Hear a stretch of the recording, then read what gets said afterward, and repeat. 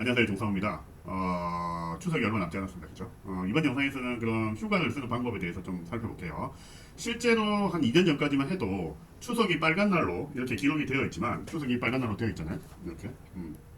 빨간 날로 되어 있는데, 이 추석이 빨간 날이 카운팅이 안 됐어요. 그래서 핸들링 타임이 다 먹고 들어갔거든요. 그래서 뭐 예를 들면, 달력을 기준으로 보면, 우리가 12일 날 주문을 받았다라고 가정을 하시고 핸들링 타임이 3일이면 13, 16, 17 이렇게 17일까지 배송을 해야 됐어요. 그런데 지금은 이제 그렇지는 않아요. 추석이 이렇게 빨간 날이 3개가 있잖아요. 얘는 스킵이 돼요. 그래서 12일 날 주문을 받았다면 13일, 19일, 20일까지만 배송을 해주면 됩니다. 그래서 이제는 뭐냐면 실제로 우리가 빨간 날 추석에 대해서는 그렇게 고민을 하지 않으셔도 돼요. 그러면 뭐 이야기가 나온 김에 실제로 우리가 휴가를 간다고 계산을 해볼게요. 휴가를 간다고 계산해보면 짧게 가는 휴가 같은 경우에는 핸들링 타임을 좀 늘려놓으시면 되거든요. 그런데 길게 간다면 일주일 이상 간다면 핸들링 타임을 늘려놓는 것은 조금 문제가 있어요. 그렇기 때문에 뭐냐면 실제로 타임 어웨이라는 이베이 기능을 사용을 해야 됩니다. 근데 걔를 사용하게 되면 조금 문제가 있어요.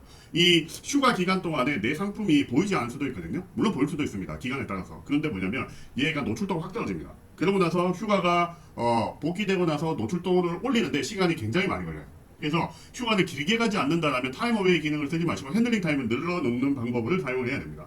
제가 여름에 휴가를 좀 길게 갔다 왔어요. 그런데 노출도가 확 떨어져가지고 매출이 한 30% 빠졌거든요.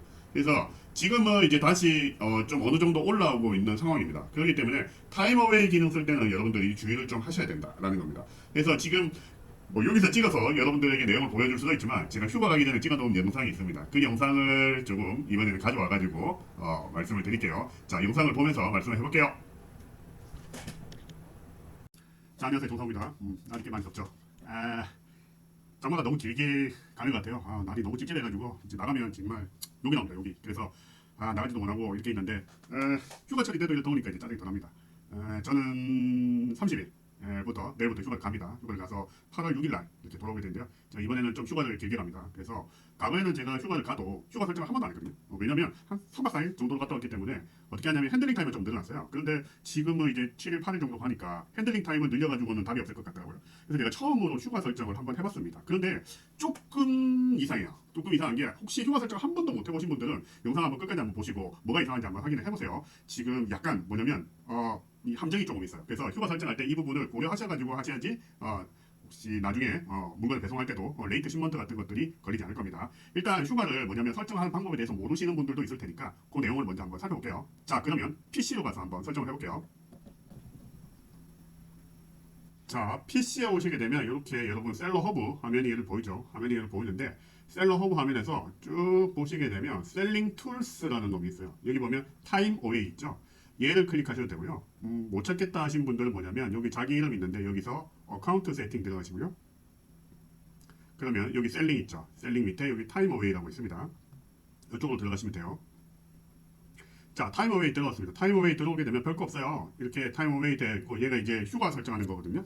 자, 두 가지 설정을 할 수 있습니다. 첫 번째 뭐냐면 오토매틱 리스판스라고 해가지고 여러분들이 자리를 비우는 동안에 자동으로 메시지가 응답이 나가게 설정을 할 수 있습니다. 여기 에디트 메시지 클릭하시게 되면 스타트 데이터하고 엔드 데이트 설정할 수가 있고요. 그리고 나서 여러분들이 필요에 따라서 이렇게 메시지를 입력을 해주시면 됩니다. 기본적으로 뭐 내용이 들어가 있는데 요거 뭐 손대지 않고 그대로 놔두셔도 되고요. 자, 그 다음에 뭐냐면 여기 자, 이거 캔슬하시고 그 다음 스케줄 타임어웨이 있죠. 얘가 뭐냐면 기본적으로 여러분들이 휴가를 설정하는 겁니다. 그래서 두 가지가 있는데요. 첫 번째는 뭐냐면 이렇게 30일까지 여러분들이 휴가를 설정을 할 수 있습니다. 그래서 스타트 데이터 하고요. 여기 그리고 엔드 데이트 뭐 30일까지 이렇게 설정을 할 수 있습니다. 최대 30일까지 설정을 할 수 있고요. 이때는 뭐냐면 기본적으로 바이어가 여러분들의 고정가 상품을 살 수가 없습니다. 하지만 뭐죠? 경매 상품은 여전히 구매할 수 있다라고 나오죠.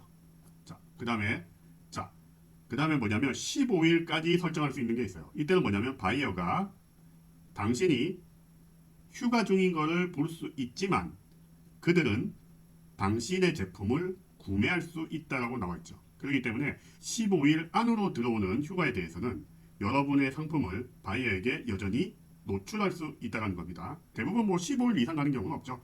얘를 설정해 주시면 됩니다. 얘를 설정해 주시면 되는데 희한한 게 있습니다. 왜냐면 to give yourself time to ship 있죠. 이게 뭐냐면 이런 겁니다.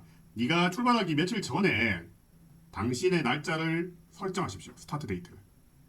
즉 뭐냐면 내가 출발하는 날이 예를 들면 지금 저는 7월 30일에 휴가를 가잖아요. 그러니까 7월 30일 날 휴가를 간다라고 설정하지 말고 며칠 전에 설정해라라고 이렇게 보이는 겁니다. 이게 뭐냐면 네가 마지막 주문에 제품을 shipping하는데 시간을 가지기 위해서라고 되어 있습니다. 이게 도대체 무슨 말인지 몰랐어요. 그래서 저는 휴가를 30일 날 가기 때문에 제가 어떻게 생각했냐면 저는 일단 뭐냐면 요거를 30일 날 가기 때문에 휴가를 31일 그리고 엔드 데이트를 뭐냐면 이렇게 2일 마지막 시간까지 이렇게 해놨습니다. 그래서 7월 31일부터 8월 2일까지 휴가를 잡아놨고요. 어차피 제가 8월 6일 날 돌아오기 때문에 8월 6일 날 와가지고 막 이렇게 상품을 막 이렇게 포장을 하면 저는 8월 7일 날 한꺼번에 다 보낼 수 있을 거다라고 생각을 했습니다. 그런데 이게 좀 문제가 발생하더라고요. 여튼 휴가는 이렇게 설정을 할 수 있습니다. 다시 화면에서 빠져나와서 이게 어떤 문제가 됐는지 말씀을 드릴게요. 이렇게 어플라이 클릭하시면 휴가는 빠져나올 수가 있습니다. 자, 이제 어떻게 문제가 되었는지 말씀을 드릴게요. 자, 보세요. 칠판을 보시죠. 왜냐면 자, 제가 휴가를 30일 날 출발해서 6일 날 들어옵니다. 그래서 그러니까 27, 26, 25, 24 이렇게 되죠. 이게 달력입니다. 여기 7월 달 그리고 8월 달 이렇게 돼 있어요. 연달아 이렇게 되어 있는데 자, 저는 휴가를 이렇게 갔다 오니까 제가 어떻게 생각을 했냐면 제가 핸들링 타임이 3일이 있으니까 26일에 만약에 주문이 들어왔다라고 치면 핸들링 타임 29일 그리고 30일 31일, 1일, 2일은 휴가니까 핸들링 타임을 3일 잡으면 5일 날까지 제품을 shipping하면 될 거다라고 생각을 했습니다. 자, 근데 희한하게 28일에도 주문이 들어왔어요. 28일에 주문이 들어왔습니다. 그러면 나의 계산대로 하면 29일, 30일, 그리고 5일 안에 제품을 shipping하면 된다라고 뜰 줄 알았는데 아니더라고요. 28일에 들어오니까 29, 30, 31일까지 너는 제품을 shipping해 라고 뜨더라고요. 이때 나는 이미 휴가인데 시스템에서 이걸 고려하고 있지 않더라고요.